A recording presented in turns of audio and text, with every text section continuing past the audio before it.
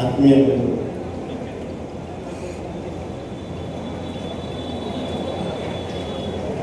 ಇವತ್ತು ಎಕ್ಸಲರೇಟರ್ ಕಂಪನಿಯ ನೇತೃತ್ವದಲ್ಲಿ ಬೃಹತ್ ಉದ್ಯೋಗ ಮೇಳ ನಮ್ಮ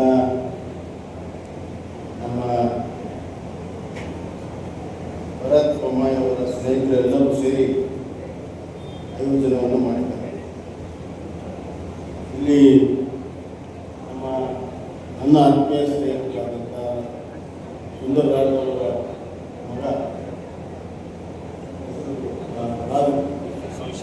ಕೌಶಿಕ್ ರಾಜ್ ಅವರು ದೊಡ್ಡ ಪ್ರಮಾಣದಲ್ಲಿ ಉದ್ಯೋಗ ಸೃಷ್ಟಿ ಮಾಡೋದಕ್ಕೆ ಅವ್ರದ್ದೇ ಆದಂಥ ದೊಡ್ಡ ಉದ್ಯೋಗ ಇದೆ. ಅವರೇ ಮಾಡೋ ಅವಶ್ಯಕತೆ ಇಲ್ಲ. ಯುವಕರಿಗೆ ಉದ್ಯೋಗ ಕೊಡಬೇಕು, ಮಾರ್ಗದರ್ಶನ ಮಾಡಬೇಕು ಅಂತೇಳಿ ಸಂಸ್ಥೆಯನ್ನು ತೆಗೆದು ಎಲ್ಲ ಕಂಪ್ನಿಗಳ ಕೆಲಸವನ್ನು ಮಾಡ್ತಾ ಇದ್ದಾರೆ. ಅವರು ಬರೋದು ಸೇರಿ ನಮ್ಮ ಕ್ಷೇತ್ರದಲ್ಲಿರುವಂಥ ಮಕ್ಕಳಿಗೂ ಕೂಡ ದೊಡ್ಡ ದೊಡ್ಡ ಕಂಪ್ನಿಯಲ್ಲಿ ಕೆಲಸ ಕೊಡಬೇಕು ಅಂತ ಮಹತ್ವಾಕಾಂಕ್ಷೆಯ ಈ ಉದ್ಯೋಗ ಮೇಳದಲ್ಲಿ ಭಾಗವಹಿಸಿರುವಂಥ ನಮ್ಮ ಸಿಕ್ಕಾಂ ಮಂಡಲದ ಅಧ್ಯಕ್ಷರಾದಂಥ ಈಶ್ವರ ಹರಿಯವರೇ, ಸೌನೂರು ಮಂಡಲದ ಅಧ್ಯಕ್ಷ ಸುದೀಪಪ್ಪ ಕಲ್ಕೋಟಿಯವರೇ, ಸೋಲನ್ ನಗೇರಿಯವರೇ, ಗಂಗಾಧರ ಮಾನದವರೇ, ಶ್ರೀನಿವಾಸ್ ಎನ್ ಅವರೇ ಮತ್ತು ವಕೀಲಿಯವರೇ,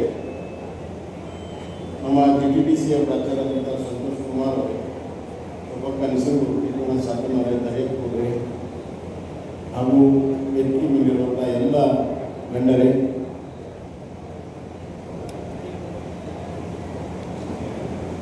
ಇಲ್ಲಿ ನೆರೆದಿರುವಂಥ ಎಲ್ಲ ಆತ್ಮೀಯರು ಮತ್ತು ಎಲ್ಲ ಕಂಪನಿಯಿಂದ ಬಂದಂಥ ಎಲ್ಲ ಆತ್ಮೀಯ ಸಹೋದರರು, ಇಲ್ಲಿ ಉದ್ಯೋಗವನ್ನು ಅರಸಿ ಬಂದಿರುವಂಥ ಎಲ್ಲ ನನ್ನ ಯುವ ಅಣ್ಣ ತಮ್ಮಂದಿರಿ, ಅಕ್ಕ ತಂಗಿಯರೇ, ಬಾಂಧವರೇ, ಮಾಧ್ಯಮದ ಆತ್ಮೀಯ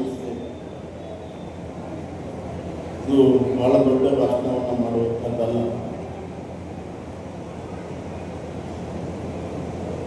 ನನಗೆ ಇಲ್ಲಿ ಯುವಕರನ್ನೆಲ್ಲ ನೋಡಿದಾಗ ಮತ್ತು ಅವ್ರ ಉದ್ಯೋಗದ ಬಗ್ಗೆ ಇರುವಂಥ ಆಸಕ್ತಿಯನ್ನು ನೋಡಿದಾಗ ಬಹಳ ಸಂತೋಷ. ಒಂದು ಕ್ಷೇತ್ರ ಮುಂದೆ ಬರಬೇಕು ಅಂತಂದರೆ ಶಿಕ್ಷಣ ಬಹಳ ಮುಖ್ಯ. ಆರೋಗ್ಯ ಶಿಕ್ಷಣದ ಜೊತೆಗೆ ಉದ್ಯೋಗ ಬಹಳ ಮುಖ್ಯ. ಒಂದು ಕುಟುಂಬದಲ್ಲಿ ಒಬ್ಬರು ಒಳ್ಳೆಯ ಉದ್ಯೋಗದಲ್ಲಿದ್ದರೆ ಇಡೀ ಕುಟುಂಬ ಉದ್ಧಾರ ಆಗ್ತದೆ. ಆದ್ದರಿಂದ ಯುವಕರಿಗೆ ಅವರ ವಿದ್ಯಾರ್ಹತೆಯ ತಕ್ಕಾಗೆ ಉದ್ಯೋಗವನ್ನು ಸೃಷ್ಟಿ ಮಾಡಿಕೊಳ್ಳುವಂಥದ್ದು ಬಹಳ ಮುಖ್ಯ ಅಂತ ನನ್ನ ಭಾವನೆ. ನಾನು ಪಾರ್ಲಿಮೆಂಟ್ನಲ್ಲಿ labour, employment, textile and skill ಈ 4 ಖಾತೆಯ ಪಾರ್ಲಿಮೆಂಟರಿ ಸ್ಟ್ಯಾಂಡಿಂಗ್ ಕಮಿಟಿಯ ಅಧ್ಯಕ್ಷ.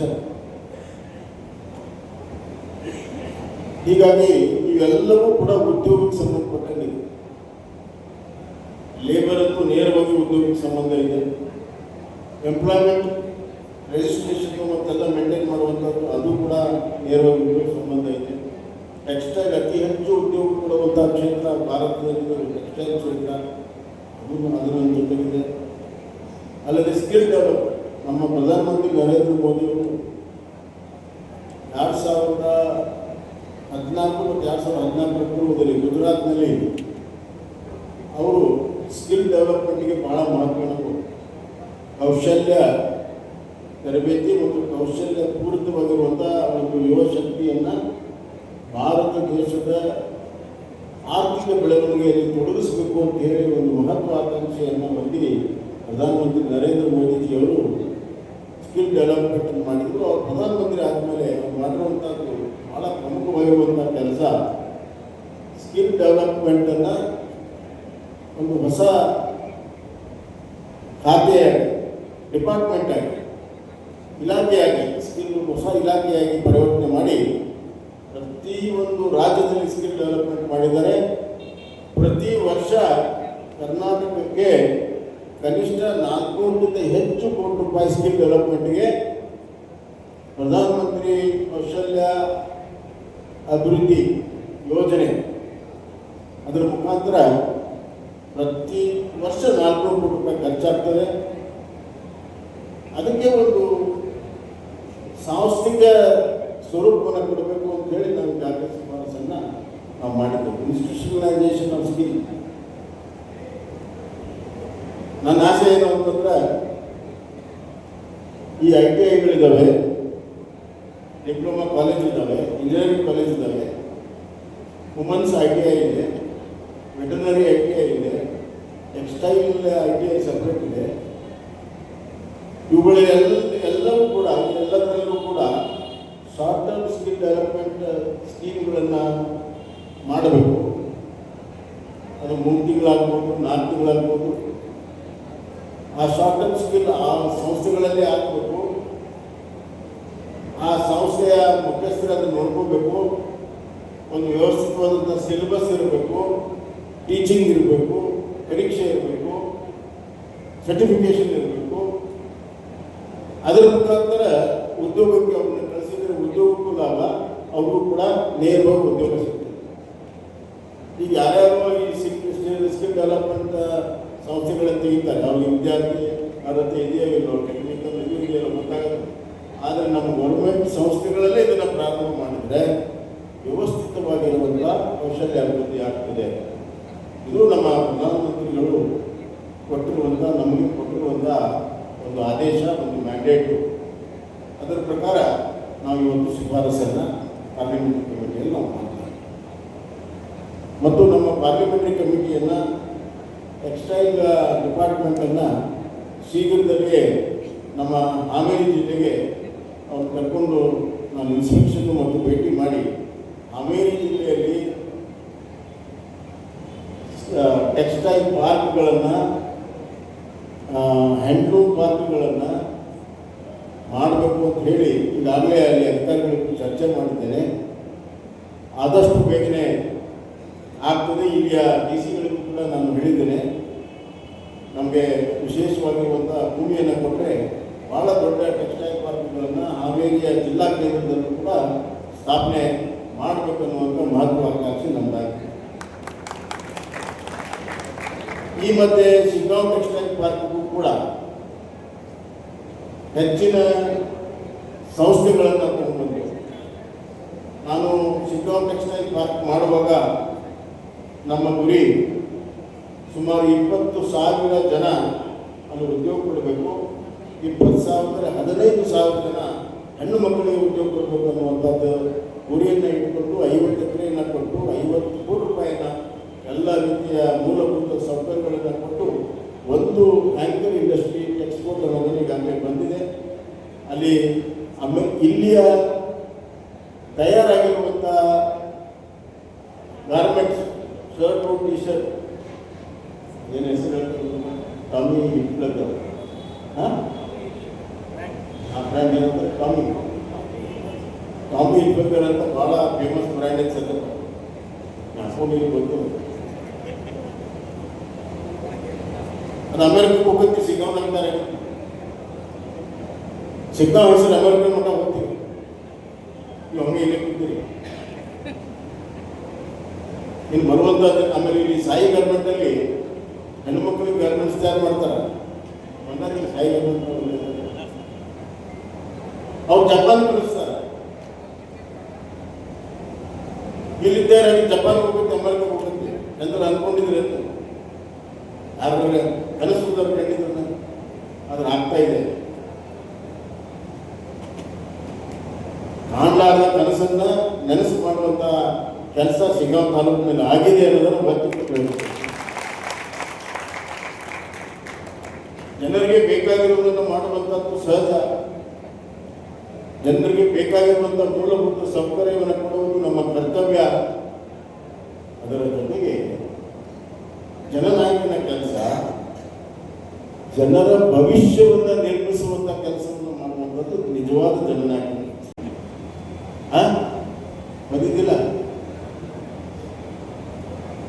ನಿನ್ನ ಸಾಕ್ಷಿ ಮಾಡ್ಬೇಕು ನಾವೆಲ್ಲ ನಿಮ್ಮ ಮೊದಲಿದ್ದವ್ರು. ಆದ್ದರಿಂದ ಇದು ನಿರಂತರವಾಗಿ ನಡೆಯುವ ಪ್ರಕ್ರಿಯೆ ಆಗಬೇಕು. ಇನ್ನೊಂದು ಡ್ರೋನು ಭಾಳ ಒಳ್ಳೆ ಕೆಲಸ ಮಾಡಿದ್ರಿ, ಹೊಸ ಟೆಕ್ನಾಲಜಿ. ಇನ್ನೊಂದು 2-3-4 ಡ್ರೋನ್ಗಳು ಎಲ್ಲ ನಮ್ಮ ವಿಶೇಷವಾಗಿ ಸಣ್ಣ ಮತ್ತು ಅತಿ ಸಣ್ಣ ರೈತರಿಗೆ ಅದರ ಲಾಭವನ್ನು ಕೊಡಬೇಕು. No profit no loss. ಯಾವುದು ಚಾರ್ಜ್ ಬರೀ ಡೀಸೆಲ್ ಚಾರ್ಜನ್ನು ತಗೊಂಡು ಒಂದು ಕನ್ಸೆಷನ್ನಲ್ಲಿ ಇವಾಗ ಮಾಡಬೇಕು. 2 ಡ್ರೋನ್ ಅವರು ಸಾಲೋದಲ್ಲ, ದೊಡ್ಡ ಪ್ರಮಾಣದಲ್ಲಿ ಇಡೀ ತಾಲೂಕಿನಲ್ಲಿ ರೈತರಿಗೆ ಅನುಕೂಲ ಆಗಬೇಕು. ಆ ಕೆಲಸವನ್ನು ಮಾಡಬೇಕು. ನನಗೇನು ಸಂತೋಷ ಅಂತಂದರೆ ಭಾಳಷ್ಟು ಸಂದರ್ಭದಲ್ಲಿ ಅದರಲ್ಲೂ ಯುವಕರಿಗೆ ಚುನಾವಣೆಯಲ್ಲಿ ಸೋತಾಗ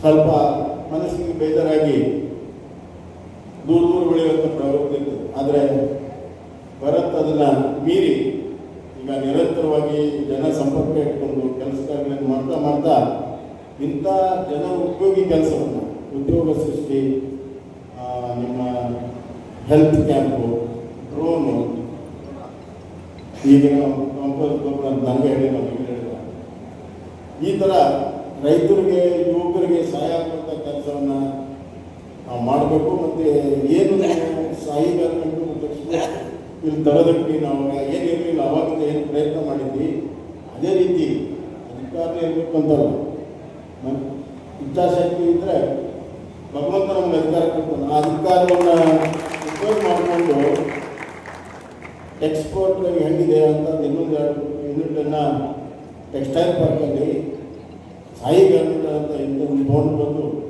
ನಮ್ಮ ತಾಲೂಕಿನ ಎಲ್ಲ ಹೆಣ್ಣುಮಕ್ಕಳಿಗೆ ಕೆಲಸ ಕೊಡಬೇಕು. ನನಗೇನು ಸಂತೋಷ, ನಾವು ಹೋಗಿದ್ದೆ. ಈ 2 ಫ್ಯಾಕ್ಟ್ರಿ ತರದ್ರೆ ಒಂದು ಭಾಳ ದೊಡ್ಡ ಪಾತ್ರ ಇದೆ ನನಗೆ. ನಮಗೆಲ್ಲ ಟ್ಯಾಂಕ್ ಇರೋದಿಲ್ಲ, ಗೊತ್ತಿರೋದಿಲ್ಲ, ಸಮಯ ಇರೋದಿಲ್ಲ, ಅವೆಲ್ಲ ನಿಂತ್ಕೊಂಡು ಮಾಡಿ ಅವನ್ನೆಲ್ಲ ಇಟ್ಕೊಂಡು ಆ ಸಂದರ್ಭದಲ್ಲಿ ಹೇಳಿದ್ರೆ ಸರಿಯಾಗಲ್ಲ ಅಂತ ನಾನು ಹೇಳಿರಲಿಲ್ಲ.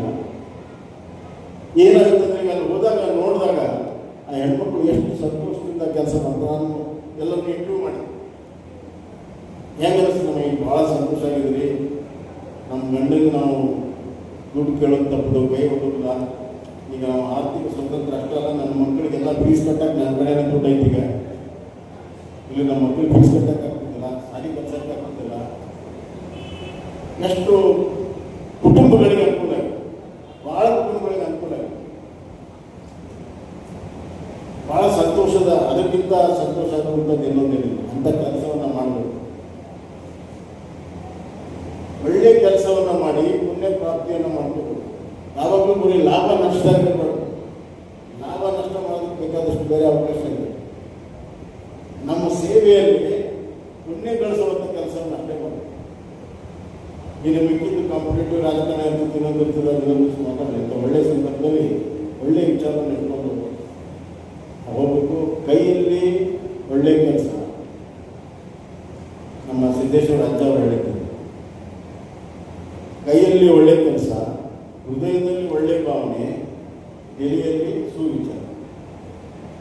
ಕೈಯಲ್ಲಿ ಒಳ್ಳೆಯ ಕೆಲಸ, ಹೃದಯದಲ್ಲಿ ಒಳ್ಳೆಯ ಭಾವನೆ, ತೆರೆಯಲ್ಲಿ ಸುವಿಚಾರ. ಇದು ಇಟ್ಕೊಂಡು ಬದುಕಬೇಕು ಅಂತ ಹೇಳಿದ್ದಾರೆ. ಅದನ್ನು ನಾವು ಪಾಲಿಸಿದರೆ ಖಂಡಿತ ನಮಗೂ ಒಳ್ಳೆಯದಾಗುತ್ತೆ, ನಮ್ಮ ಜೊತೆಗಿದ್ದರೆ ಎಲ್ಲರೂ ಕೂಡ ಒಳ್ಳೆಯದಾಗುತ್ತೆ, ಲೋಕಕ್ಕೂ ಒಳ್ಳೆಯದಾಗುತ್ತೆ, ಸಾರ್ವತ್ರಿಕವಾಗಿ ಒಳ್ಳೆಯದಾಗುತ್ತೆ, ಸಮಾಜಕ್ಕೂ ಒಳ್ಳೆಯದಾಗುತ್ತೆ. ಅದಕ್ಕಿಂತ ದೊಡ್ಡ ಮಾನವೀಯ ಕೆಲಸ ಇನ್ನೊಂದಿಲ್ಲ. ಎಲ್ಲ ಬಂದಂಥ ಯುವಕರಿಗೆ ಕೆಲಸ ಸಿಗಲಿ, ಅವ್ರ ಬದುಕು ಭಾಳ ಯಶಸ್ವಿಯಾಗಲಿ, ಭಾಳ ಉದ್ದಕ್ಕೆ ಹೋಗಲಿ. ನಮ್ಮ ಕ್ಷೇತ್ರದಿಂದ ಸೈಂಟಿಸ್ಟ್ ಆಗಬೇಕು, ಏರೋನಾಟಿಕ್ ಇಂಜಿನಿಯರ್ ಆಗಬೇಕು. ನಮ್ಮ ಕ್ಷೇತ್ರದ ಇವರು ಕೂಡ ರೋಬೋಟಿಕ್ಸ್ ಆಗಬೇಕು. ನಮ್ಮ ಕ್ಷೇತ್ರದವರು ಒಳ್ಳೆ ಡಾಕ್ಟರ್ ಆಗಬೇಕು, ಪ್ರಸಿದ್ಧ ಡಾಕ್ಟರ್ ಆಗಬೇಕು, ಒಳ್ಳೆ IAS ಆಫೀಸರ್ ಆಗಬೇಕು, IIT ಓದಬೇಕು. ಆ ಮಟ್ಟಕ್ಕೆ ನಮ್ಮ ಶಿಕ್ಷಣವನ್ನು ನಾವು ತರಬೇಕು ಅನ್ನುವಂಥದ್ದು ನಮ್ಮ ಕನಸಾಗಿದೆ. ಕನಸನ್ನು ನೆನಸು ಮಾಡೋದಕ್ಕೆ ಸರ್ವ ರೀತಿ ಪ್ರಯತ್ನಗಳನ್ನು ನಾವು ಮಾಡ್ತೀವಿ. ಇವತ್ತಂತೂ ನನಗೆ ಭಾಳ ಸಂತೋಷ ಆಗಿದೆ, ಭಾಳ ಯಶಸ್ವಿಯಾಗಿದೆ. ಎಲ್ಲ ಬಂದಂಥ ಮಕ್ಕಳಿಗೆ ನಾವು ಯಾರ್ಯಾರಿಗೆ ನೌಕರಿ ಸಿಗ್ತದೆ ಅವ್ರನ್ನೆಲ್ಲ ರಿಜಿಸ್ಟರ್ ಮೇಂಟೈನ್ ಮಾಡ್ತೀವಿ. ಮತ್ತು ನಿಮಗೆಲ್ಲ ಏನಾದ್ರು ತೊಂದರೆ ಇದ್ದರೂ ಕೂಡ ಮತ್ತೆ ಅಲ್ಲಿನೂ ಕೂಡ ಸಹಾಯ ಮಾಡೋಕ್ಕೆ ಅನುಕೂಲ ಆಗ್ತದೆ. ನಿರಂತರವಾಗಿ ಅನ್ನುವಂಥ ಮಾತನ್ನು ಹೇಳಿ, ಜೂನ್ 6ನೇ ತಾರೀಕು ನಮ್ಮ ತಂದೆಯವರ ಹುಟ್ಟಿದಬ್ಬ ಇದೆ. ಅವತ್ತು ನಮ್ಮ ಸಿಗ್ಗಾಂವ್, ಸವಣೂರು, ಬಂಕಾಪುರ್ ಅಲ್ಲಿರುವಂಥ ಡಿಗ್ರಿ ಕಾಲೇಜ್ ಮತ್ತು ಖಾಸಗಿ ಡಿಗ್ರಿ ಕಾಲೇಜಿನಲ್ಲಿ ಯಾರು ಹೆಚ್ಚು ಮಾರ್ಕ್ಸನ್ನು ತಗೊಂಡಿದ್ದಾರೆ ಅವ್ರಿಗೆ ಸ್ಕಾಲರ್ಶಿಪ್ ಕೊಡುವಂಥ ಯೋಜನೆಯನ್ನು ಹಾಕಿದ್ದೇವೆ. ಅವತ್ತು ಕಾರ್ಯಕ್ರಮ ಮಾಡ್ತೇವೆ. ನಾವೆಲ್ಲರೂ ಕೂಡ ಅದರಲ್ಲೂ ಕೂಡ ಭಾಗವಹಿಸಬೇಕು. ಇವತ್ತು ಭಾಗವಹಿಸೋದಕ್ಕೆ ಧನ್ಯವಾದಗಳು ಅಂತ ಈ ಸಂದರ್ಭದಲ್ಲಿ ಹೇಳಿ ಎಲ್ಲರಿಗೂ ಯಶಸ್ಸನ್ನು ಕೋರಿ ನಾನು ಮಾತನ್ನು ನಿರ್ಮಿಸುವಂಥ ಕೆಲಸವನ್ನು ಮಾಡುವಂಥದ್ದು ನಿಜವಾದ ಜನನಾಯಕ. ಅದಕ್ಕೆ 3 ಬಹಳ ಮುಖ್ಯ. 3 E's ಅಂತಾರೆ. ಒಂದು 1 E ಎಜುಕೇಷನ್, 1 E ಎಜುಕೇಷನ್, 2ನೇದು E ಎಂಪ್ಲಾಯ್ಮೆಂಟು, 3ನೇದು E empowerment. Education, employment and empowerment, ಶಿಕ್ಷಣ, ಉದ್ಯೋಗ ಮತ್ತು ಅಧಿಕಾರ. ಇದನ್ನು ನಾವು ಯುವಕರಿಗೆ ಕೊಟ್ಟರೆ ಈ ದೇಶದ ಮುಂದಿನ ಭವಿಷ್ಯವನ್ನು ಉಜ್ವಲವಾಗಿ ಬರೀತಾರೆ. ನನ್ನ ಈ ಪ್ರಯತ್ನ ಇವತ್ತು ನಾವು ಹೇಳಿದ್ವಿ. ಡಿಪ್ಲೊಮಾ ಕಾಲೇಜ್ ಮಾಡಿದ್ವಿ, 2 ITIಗಳನ್ನು ಪ್ರಾರಂಭ ಮಾಡಿದ್ವಿ. ITIಗಳನ್ನು ಮಾಡರ್ನೈಸೇಷನ್ 30 ಕೋಟಿ ರೂಪಾಯಿದಲ್ಲಿ ITI ಮಾಡರ್ನ್ ITI ಮಾಡಿದ್ದೇವೆ. CNC ಮೆಷಿನ್ನು, ರೋಬೋಟಿಕ್ಸ್ ಕಲಿಸುವಂಥ ಮೆಷಿನ್ಗಳೆಲ್ಲ ಇಲ್ಲಿದ್ದಾವೆ. ಒಮ್ಮೆ ಬಿಟ್ಟುಕೊಟ್ಟು ಅದು ನಾವೇನು ಮಾಡಿದ್ರು ಗೊತ್ತಾಗ್ತದೆ. GTTC ಇಲ್ಲೇ ಬದುಕಿತ್ತು, ಅಲ್ಲಿ ಹೋಗಿ ಭೇಟಿ ಕೊಟ್ಟರೆ ಅಲ್ಲಿ ಎಂತ ಮಾಡರ್ನ್ ಮೆಷಿನ್ ಹಾಕಿದ್ದೀವಿ, ಯಾವ ಕೋರ್ಸ್ ಕಲಿಸ್ತಾ ಇದ್ದೀವಿ, ಮಕ್ಕಳ ಭವಿಷ್ಯ ರೂಪಿಸೋ ಹೆಂಗೆ ಕೆಲಸ ಆಗ್ತಾ ಇದೆ, ಆ ದೂರದೃಷ್ಟಿ ಏನಿರ್ಬೋದು. GTTC ನಮ್ಮ ಮುಖ್ಯಮಂತ್ರಿ ಆದ ತಕ್ಷಣ 67 ಕೋಟಿ ರೂಪಾಯಿ ಕೊಟ್ಟಿದ್ದೀವಿ. ಯಾಕೆ ಕೊಟ್ಟಿದ್ದು? ನಾನು GTTCಯಲ್ಲಿ ಮೊದಲು ಕೆಲಸ ಮಾಡಿದ್ದೆ. ನಾನು ಗೊತ್ತಿದ್ದೆ ಅದ್ರ ಮಾತು. 1984ರಲ್ಲಿ ಬೆಂಗಳೂರು GTTCಯಲ್ಲಿ ನಾನು ಕೆಲಸ ಮಾಡಿದ್ದೆ. 84 ಗೊತ್ತಿದ್ದಿಲ್ಲ,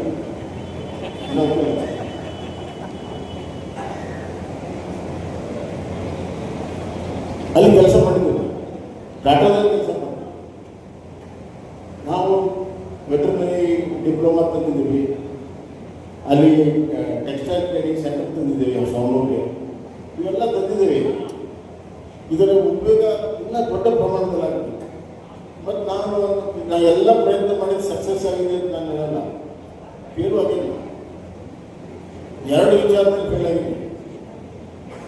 ಒಂದು ಸವಣೂರಿಗೆ ಅವ್ರನ್ನ GTTC ಇಷ್ಟು ದೊಡ್ಡ ಪ್ರಮಾಣದಲ್ಲಿ ಬಿಡದ NTTF ತಂದಿದ್ದೆ. Savanur NTTF short term course 4 ವಾರ, 6 ವಾರ, 8 ವಾರ. ಪ್ಲಂಬಿಂಗ್, ವೆಲ್ಡಿಂಗ್, ಡ್ರಿಲ್ಲಿಂಗ್ ಬರೀ 4 ವಾರ ಭೂಷಣ. ಮತ್ತು ಅದಕ್ಕೇನು ಕ್ವಾಲಿಫಿಕೇಶನ್ ಏನಪ್ಪ ಅಂತಂದ್ರೆ 7th ಫೇಲ್ ಆಗಿರ್ಬೇಕು. 8th ಫೇಲ್ ಆಗಿದ್ರು ಅವನು ನಮ್ಮ ಪತ್ರ ಬಿದ್ದಾಗ ಗೊತ್ತಾನ ಅವ್ರಿಗೆ ಟ್ರೈನಿಂಗ್ ಕೊಟ್ಟರೆ ಎಷ್ಟು ಜನಕ್ಕೆ ನಾವು ಟ್ರೈನಿಂಗ್ ಕೊಟ್ವಿ, ಎಲ್ಲರೂ ನೌಕರಿ ಸಿಗುತ್ತೆ. ಒಬ್ಬೊಬ್ಬರಿಗೆ 30,000-40,000 ರೂಪಾಯಿ ಪಗಾರ ಕೊಡ್ತಾರೆ ಟಾಟಾದಾಗ. ಎಷ್ಟು ಮಂದಿ ಅದು ಮುಂದೆ ಬರಲೇ ಇಲ್ಲ ಹುಡುಗರು. ನಾನು ಎಲ್ಲ ಶಾಲೆಗೆ ಹೋಗಿ ಒಬ್ಬೆ ಹೊಡೆದೆ. ಇದು ಹಚ್ಚೆ ಯಾರು ಬರಲೇ ಇಲ್ಲ. 3-3.5 ವರ್ಷ ನಡೆಸಿದ್ವಿ. ನಂದು ಕೈಗೆ ಒಂದು 6-7 ಲಕ್ಷ ರೂಪಾಯಿ ಮತ್ತು ಮುಚ್ಚು. ಇಲ್ಲಿ ಸಿಗೋದ ಬಂದು ತಗೊಂಡ್ವಿ. ನಮ್ಮ ಸೋಮಣ್ಣನ ಅಡ್ಡದ ಮೇಲೆ, ನಮ್ಮ ಹಳ್ಳಿ ಅವರ ಅಡ್ಡದ ಮೇಲೆ 100 ಟರ್ಮ್ನಲ್ಲಿರುವಂಥ ಕಾಂಪ್ಯೂಟರ್ ಚೇರ್ಸನ್ನು ಹಾಕಿ ಬ್ಯಾಕ್ ಆಫೀಸ್ ಟ್ರೈನಿಂಗ್ ಇತ್ತು, BPO ಟ್ರೈನಿಂಗ್. ಸುಮಾರು ಅವಾಗಲೂ ಕೂಡ 1-2 ಕೋಟಿ ರೂಪಾಯಿ ಸರ್ಕಾರಕ್ಕೂ 1-2 ಕೋಟಿ ರೂಪಾಯಿ ಪ್ರೈವೇಟ್ನವ್ರು ಹಾಕಿ ತೆಗೆದ್ವಿ. ಟ್ರೈನಿಂಗ್ ಬರ್ಬೇಕಂದ್ರೆ, ಕಂಪ್ಯೂಟರ್ ಆಪ್ರೇಟ್ ಮಾಡ್ಬೇಕಂದ್ರೆ ಬೇಸಿಕ್ ಮೆಥಮೆಟಿಕ್ಸ್ ಬೇಕು ಮತ್ತು ಸ್ವಲ್ಪ ಇಂಗ್ಲೀಷ್. ಅವು ಇಲ್ಲೇ ಮತ್ತು ಅವ್ರು ಇಂಗ್ಲೀಷ್ ಕಲಿಸಿ ಮೆಥಮೆಟಿಕ್ಸ್ ಕಲಿಸಿ ಆಮೇಲೆ ಇದಕ್ಕೆ ಬಂದು ಬಂದರು. ಆದರೂ ಕೂಡ ಬರಾಗ್ತಾ ಇರುತ್ತೆ. ಅದು ಬಂದ ಅದರಾಗೂ ಬೇಸಿಕ್ ಏನು ನಾವು ಹೆಂಗೆ ಹಂತವಾಗಿ ಏನೆಲ್ಲ ಪ್ರಯತ್ನ ಮಾಡಿದ್ವಿ, ನಾವು ಮಾಡಿದ ಫೇಲ್ ಆದರೂ ಕೂಡ ಬಿಡಲಿಲ್ಲ. ಸಂವಿಧಾನ ಮೊದಲಿನಂತ NDTF ಬಂದಾದ್ರೆ GTTC ಬಂದು ಬಂತು. ITI ಮಾಡರ್ನೈಸೇಷನ್ ಮಾಡಿದ ಸರ್ಟಿಫಿಕೇಟ್, ಟೆಕ್ಸ್ಟೈಲ್ ಟ್ರೈನಿಂಗ್ ಸೆಂಟರ್ ತೊಗೊಂಡ್ಬಂದಿದೆ ಸಾಮಾನ್ಯ. ಇವೆಲ್ಲ ನಡೀತಾ ಇರ್ತದೆ. ಅದು ಪುಣ್ಯ ಒಳ್ಳೆ ಕೆಲಸ ಮಾಡಿದ್ರೆ ನಮ್ಗೆ ಹೆಂಗೆ ಒಳ್ಳೆ ಬರ್ತದೆ ಅನ್ನೋದಕ್ಕೆ ನಾನು ಉದಾಹರಣೆ ಕೊಡ್ತೀನಿ. ಇಲ್ಲಿ ಟೊಯೋಟಾ ಕಂಪ್ನಿಯವರು ಪ್ರಾರಂಭ ಆಗಬೇಕಾದ್ರೆ JH ಪಟೇಲ್ ಮುಖ್ಯಮಂತ್ರಿ ಇದ್ರು, ರಾಜಕೀಯ ಕಾರ್ಯದರ್ಶಿ. ಭಾಳ ಕಾಂಪಿಟೇಷನ್ ಇತ್ತು. ತಮಿಳುನಾಡಿಗೆ ಬರ್ರಿ ಅನ್ನೋರು, ಆಂಧ್ರಕ್ಕೆ ಬರ್ರಿ ಅನ್ನೋರು, ದೇಶಪಾಂಡೆ ಇಂಡಸ್ಟ್ರಿ ಮಿನಿಸ್ಟರ್ ಕಷ್ಟಪಟ್ಟು ತೊಗೊಂಡು ಬಂದು ಆ ಟೊಯೋಟಾ ಕಂಪ್ನಿಗೆ ತೊಗೊಂಡ್ಬಂದು ಅವ್ರಿಗೆ ಲ್ಯಾಂಡ್ ಕೊಡೋದು ಎಲ್ಲ ಕೊಡೋದ್ರಲ್ಲಿ ನಾನು ಭಾಳ ಪ್ರಮುಖ ಪಾತ್ರ ವಹಿಸಿದೆ. ಅವ್ರು ಬಂದು ನಾ ಮುಖ್ಯಮಂತ್ರಿ ಇದ್ದಾಗ 5,000 ಕೋಟಿ ರೂಪಾಯಿ ಎಕ್ಸ್ಟೆನ್ಷನ್ಗೆ ಪರ್ಮಿಷನ್ ಕೊಟ್ಟೆ. ಅವ್ರು ಬಂದು ಇಲ್ಲಿ ರಿಕ್ರೂಟ್ ಮಾಡ್ತಾ ಇದ್ದಾರೆ. ನಾವು ಮಾಡಿದ್ದು ಅಲ್ಲಿ ಒಳ್ಳೆ ಕೆಲಸ ಮಾಡಿದ್ರೆ ಇಲ್ಲಿ ನಮ್ಮ ಮಕ್ಕಳಿಗೆ ಹೆಂಗೆ ಒಳ್ಳೆಯದಾಗ್ತದೆ. ಇದು ಒಂದು ಉದಾಹರಣೆ. ಈಗ ಬರೋದು ಹೇಳಿದ್ರು ಫಾಕ್ಸ್ಕಾನ್ ಕಂಪ್ನಿ, ಅದು ಐಫೋನ್ ಕಂಪ್ನಿಯ ಸಬ್ಸಿಡರಿ. ಅದು ಫಾಕ್ಸ್ಕಾನ್ ಕಂಪ್ನಿ ಇಡೀ ವಿಶ್ವದಲ್ಲಿ ಅತಿ ಹೆಚ್ಚು ಎಂಪ್ಲಾಯ್ಮೆಂಟ್ ಕೊಡುವಂಥ ಕಂಪನಿ. 1 ಲಕ್ಷ ಜನಕ್ಕೆ ಉದ್ಯೋಗ ಕೊಡ್ತೇವೆ ಅಂತ 100 ಎಕರೆನ ನಾನೇ ಕೊಟ್ಟು ಅವ್ರು ಲೈಸೆನ್ಸ್ ಕೊಟ್ಟು ಎಲ್ಲ ಕನ್ಸೆಷನ್ ಕೊಟ್ಟು ಪ್ರಾರಂಭ ಮಾಡಿದೆ ನಾನು ಬೆಂಗಳೂರಲ್ಲಿ, ನಾನು ಮುಖ್ಯಮಂತ್ರಿ ಇದ್ದಾಗ. ಈಗ ಆ ಕಂಪನಿಯವರು ಇವತ್ತು ಇಲ್ಲಿ ನಮ್ಮ ಮಕ್ಕಳಿಗೆ ರಿಕ್ರೂಟ್ ಮಾಡ್ತಾರೆ. ಅಂದರೆ ನಾವು ಮಾಡಿದ ಒಳ್ಳೆಯ ಕೆಲಸ ಹೆಂಗೆ ನಮ್ಮ ಒಳ್ಳೆ ನಮ್ಮ ಕರ್ಮ ಒಳ್ಳೆಯದಿರಲಿ ಕೆಟ್ಟದ್ದಿರಲಿ ಹೆಂಗೆ ಒಳ್ಳೆ ಬರ್ತಿರ್ತಾರೆ ಅದಕ್ಕೆ ಈ 2 ಉದಾಹರಣೆಗಳನ್ನು ಹೇಳಿ. ಮತ್ತು ಈ ಟಾಟಾ ಕಂಪ್ನಿ ಬಂದಿದ್ದಾರೆ. ಟಾಟಾ ಕಂಪ್ನಿಯವರು ನಮ್ಮ ತಂದೆಯವರು, ಅವ್ರ ಇಂಡಸ್ಟ್ರಿ ಮಿನಿಸ್ಟ್ರಿ ಇದ್ದಾಗ ಧಾರವಾಡಕ್ಕೆ ಬಂದಿದ್ದು ನಮ್ಮ ತಂದೆಯವರು, ಅವರು ಇಲ್ಲಿ ಬಂದಿದ್ದು. ಹೀಗಾಗಿ ಒಳ್ಳೆ ಕೆಲಸವನ್ನು ಮಾಡ್ಕೊತ ಹೋಗ್ಬೇಕು. ನೇರವಾಗಿ ನಮ್ಗೆ ಲಾಭ ಆಗುತ್ತೆ ಏನಿದ್ದಾಗುತ್ತೆ ತಲೆ ಕೆಡಿಸ್ಬೇಕು. ಒಳ್ಳೆ ಕೆಲಸ ಮಾಡಿದರೆ ನಮ್ಮ ಜನಕ್ಕೆ, ನಮ್ಮ ಏರಿಯಾಕ್ಕೆ, ನಮ್ಮ ಕಾನ್ಸ್ಟಿಟ್ಯೂನ್ಸಿಗೆ, ನಮ್ಮ ತಾಲೂಕಿಗೆ, ನಮ್ಮ ಜನಾಂಗಕ್ಕೆ ಎಲ್ಲರಿಗೂ ಅನುಕೂಲ ಆಗುತ್ತೆ. ಇದನ್ನ ಸಾರ್ವಜನಿಕ ಜೀವನದಲ್ಲಿ ಇರೋರು ಕಲಿಬೇಕು. ಒಳ್ಳೆ ಕೆಲಸ ಮಾಡಿ ರಾಜಕಾರಣ ಮಾಡೋದು ಬೇರೆ, ರಾಜಕೀಯ ಲಾಭಕ್ಕೆ ಮಾಡೋದು ಬೇರೆ. ಅವೆಲ್ಲವನ್ನೂ ಹೊರತುಪಡಿಸಿ ನಮ್ಮ ಮಕ್ಕಳಿಗೆ, ನಮ್ಮ ಹೆಣ್ಣು ಮಕ್ಕಳಿಗೆ ಒಳ್ಳೆ ಭವಿಷ್ಯ ನಿರ್ಮಾಣ ಮಾಡುವಂಥ ಯಾರು ತಮ್ಮ ಸ್ವಂತ ಕಾಲದಲ್ಲಿ ನಿಲ್ಲಬೇಕು ಅನ್ನೋಂಥ ಒಂದು ಆಸೆಯನ್ನು ಇಟ್ಕೊಂಡು ಕಷ್ಟಪಟ್ಟು ಕಲಿತು ಅವ್ರ ತಂದೆ ತಾಯಿಗಳೆಲ್ಲ ಸಪೋರ್ಟ್ ಮಾಡಿದಂಥ ಯುವಕರಿಗೆ ಸಹಾಯ ಮಾಡುವಂಥ ಕೆಲಸವನ್ನು ಮಾಡಿದರೆ ಅದು ಬಹಳ ದೊಡ್ಡ ಪುಣ್ಯ ಭಾಗ್ಯ. ಇನ್ನೊಂದು ಯಶಸ್ಸು ನಿರಂತರವಾಗಿ ನಡೆಯುವಂಥ ಪ್ರಕ್ರಿಯೆ. ಒಂದರ ಯಶಸ್ಸಿದ್ದತೆ ಮತ್ತೊಂದು ನಿರಂತರವಾಗಿ ನಡೆಯುವಂಥ ಪ್ರಕ್ರಿಯೆ. ಯಶಸ್ಸು ನಿರಂತರವಾಗಿ ನಡೀಬೇಕು. ಸೋಲು ಅಂತ್ಯವಲ್ಲ, ಅದೇ ಅಂತಿಮ ಅಲ್ಲ. ಸೋಲು ಅಂತಿಮವಲ್ಲ, ಯಶಸ್ಸು ಶಾಶ್ವತ. ಯಶಸ್ಸು ಶಾಶ್ವತ ಅಲ್ಲ, ಸೋಲು ಅಂತಿಮವಲ್ಲ. ಈ ಸೋಲು ಮತ್ತು ಯಶಸ್ಸಿನ ನಡುವೆ, ಸೋಲು ಗೆಲುವಿನ ನಡುವೆ ಸ್ಥಿತಪ್ರಜ್ಞೆಯನ್ನು ಇಟ್ಕೊಂಡು ನಾವು ಸೋಲು ಅಷ್ಟೇ, ಗೆದ್ದರೂ ಅಷ್ಟೇ, ಜನರ ಸೇವೆಯನ್ನು ನಾನು ಪ್ರಾಮಾಣಿಕವಾಗಿ ಮಾಡ್ತೀನಿ ಅಂತ ಹೇಳುವಂಥ ಒಂದು ಇಚ್ಛಾಶಕ್ತಿ, ಮನಸ್ಸಿನ ಆಸೆ, ಅದಕ್ಕೆ ತಕ್ಕ ಹಾಗೆ ದುಡಿಮೆಯನ್ನು ನಾವು ಮಾಡಿದರೆ ಅದಕ್ಕಿಂತ ದೊಡ್ಡ ಸಂತೋಷ ಯಾವುದು. ಅದಕ್ಕೆ ಎಂಪವರ್ಮೆಂಟ್ ಅಂತ. ಅಧಿಕಾರ ಕೊಡದಿ ಜನ ಮತ ಹಾಕಿ ಅಧಿಕಾರ ಕೊಟ್ಟರೆ ವಿಧಾನಸಭೆಯಲ್ಲಿ ಕೆಲಸ ಮಾಡ್ತಾರೆ. ಮತ ಹಾಕ್ದೇನೆ ನಿಮಗೆ ವಿಶ್ವಾಸ ತೋರಿಸಿದ್ರೆ ನೀವು ಅದಕ್ಕಿಂತ ದೊಡ್ಡ ನಾಯಕ. ಜನನಾಯಕರು ಅಂದ್ರೆ ಯಾರು? ಜನ ಇಚ್ಛೆ ಪಡುವಂಥ ನಾಯಕ, ಜನರಿಗೆ ಸೇವೆ ಮಾಡೋದು ನಾಯಕ. ಹೀಗಾಗಿ ಸೋಲು ಗೆಲುವಿನ ಮೀರಿ ಮೇಲೆ ಸೇವೆ ಮಾಡುವಂಥ ಮನೋಭಾವನೆ ಇವತ್ತಿನ ಈ ಸಮ್ಮೇಳನ, ಉದ್ಯೋಗ ಸಮ್ಮೇಳನ ಅಂತ ನಾನು ಹೇಳ್ತೇನೆ. ಅದಕ್ಕೆ ನಮ್ಮ ಭರತ್ ಜೊತೆಗೆ ಅವರೆಲ್ಲ ಮಿತ್ರರು ಸಹಾಯ ಮಾಡಿದ್ದಾರೆ. ಅವ್ರಿಗೆ ಕೋಟಿ ಕೋಟಿ ನಮನಗಳನ್ನು ಸಲ್ಲಿಸ್ತೇನೆ. ಇದು ನಿರಂತರವಾಗಿ ನಡೀಬೇಕು. ಇವತ್ತು ಸುಮಾರು 2,000 ಜನರಿಗೆ ಉದ್ಯೋಗ ಕೊಡಬೇಕಂತ ಎಲ್ಲರೂ ತೀರ್ಮಾನ ಮಾಡಿ ಬಂದಿದ್ದಾರೆ. ಆದರೆ ಅಷ್ಟು ಜನಕ್ಕೆ ಇವತ್ತು ಕೊಡೋಕ್ಕಾಗಿಲ್ಲ. ನಾವು ನನ್ನ ಪ್ರಕಾರ ಒಂದು 300 ಅಥವಾ 400 ಜನ ಹಾಕ್ಬೋದು ಅಂತಿಮವಾಗಿ. ಆದ್ದರಿಂದ ನಾನು ಹೇಳಿದೆ, ಇನ್ನು 3 ತಿಂಗಳಿಗೆ ಮತ್ತೊಂದು ಮಾಡಿ, ಕನಿಷ್ಠ 4 ತಿಂಗಳಿಗೆ ಒಂದಾದ್ರೂ ಉದ್ಯೋಗಗಳನ್ನ ನಿರಂತರವಾಗಿ ಮಾಡಬೇಕು. ನಾನು ಹಿಂದೆ ಮಾಡಿದ್ದೆ. ನಾನು ಮೊದಲೇ ಸತಿ ಮಾಡಿದಾಗ 2000 ನಾನು ಕೊಟ್ಟಿದ್ದೀನಿ. ಹೌದು, ಇವೆಲ್ಲ ಐತಲ್ಲ, ಸತ್ಯ ಇದ್ರೆ ಬಂದಿದ್ದು ಇರ್ಬೇಕನ್ನೋದು ನನ್ನ ಮನಸ್ಸಲ್ಲಿ.